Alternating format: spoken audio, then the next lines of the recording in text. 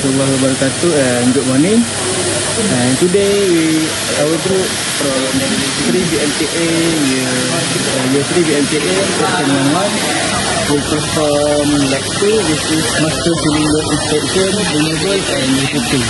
The objective is to perform inspection of master cylinder and we conduct removing master cylinder part assembly and that refitting and changing the part.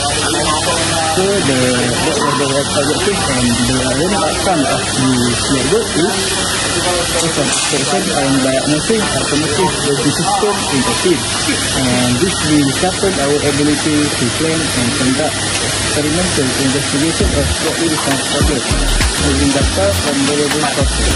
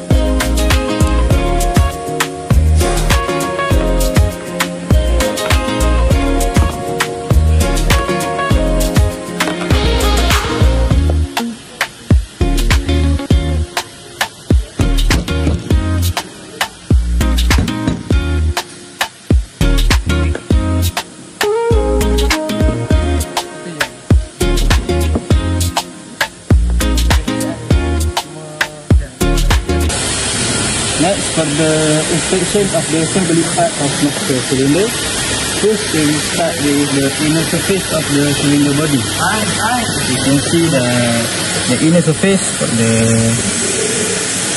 the inner surface of the cylinder body is smooth without any scratch or bend that will affect performance, so it's still in good condition. The same as for the side and for the side. All this side has a little scratch, but that will not affect any performance. So the outer part is also in perfect shape without any defects. So that's all.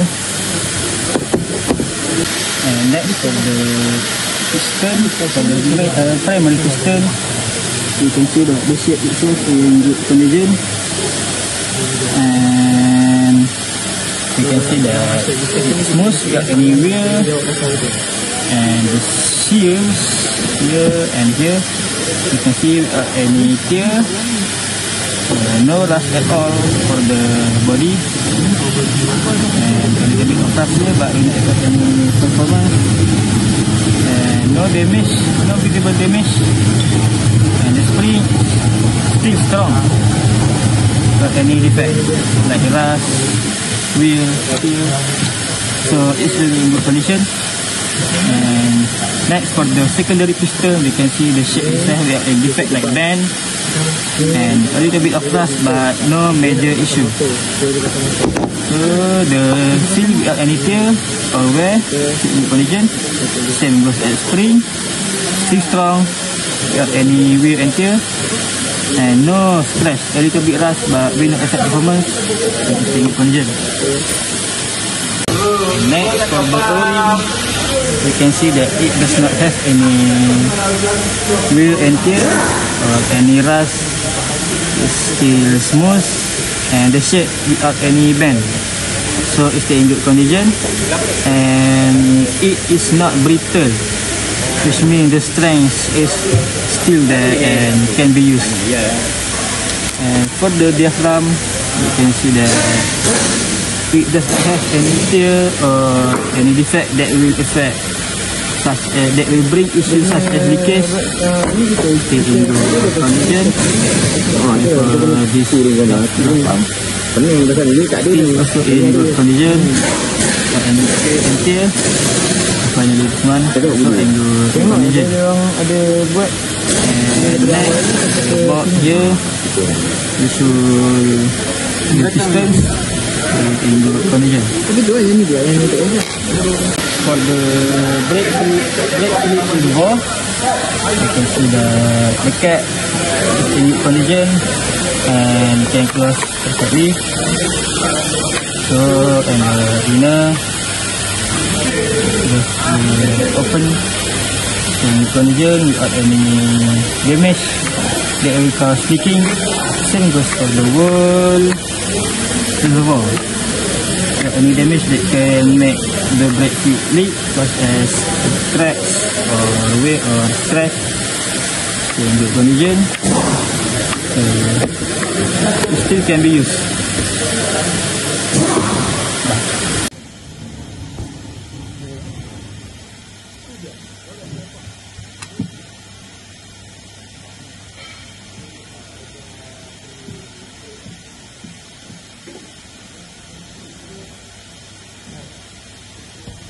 Apa ni? Dia punya road station. Alright.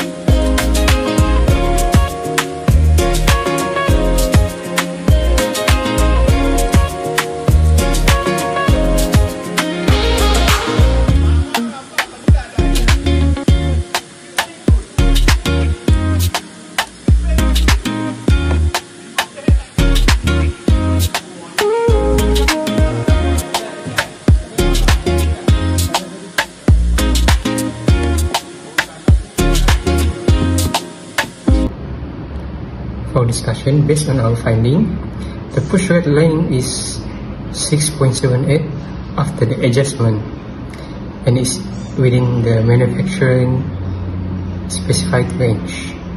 This means the master cylinder operates correctly, allowing the piston to return fully when the brake pedal is released and to build up hydraulic pressure effectively when pressed.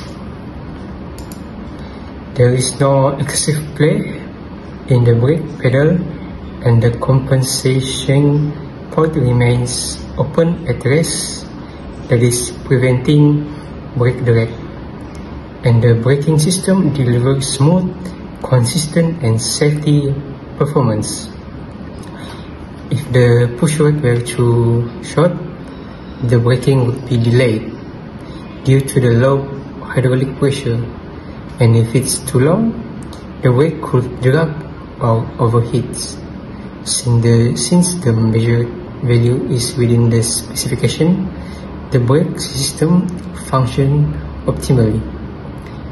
The system uses hydraulic brake fluid, specifically is a DOT4. It's a type of hydraulic fluid made for braking system and with high temperature resistance and a proper viscosity. Using a different type of fluid is not recommended because not all hydraulic fluid are compatible with the brake seals and may reducing the brake efficiency or causing a system damage. The front brake tube and rear brake tube are the one that's connect to the master cylinders. The front brake tube connect to the front brake system, which is this brake system, and the rear brake tube connect to the rear brake system, which is a drum brake. The function of diaphragm is to keep air and moisture out of the brake fluid and help the maintaining proper pressure inside the master cylinder reservoir. In conclusion, from the experiment master cylinder inspection, we learn how to able to disassemble and reassemble back the master cylinder. We also learn that the condition of each part inside the master cylinder, which plays a big role when braking. We are able to naming every component of the master cylinder, and overall we understand how the master cylinder works and how it ensures smooth and effective braking in a vehicle.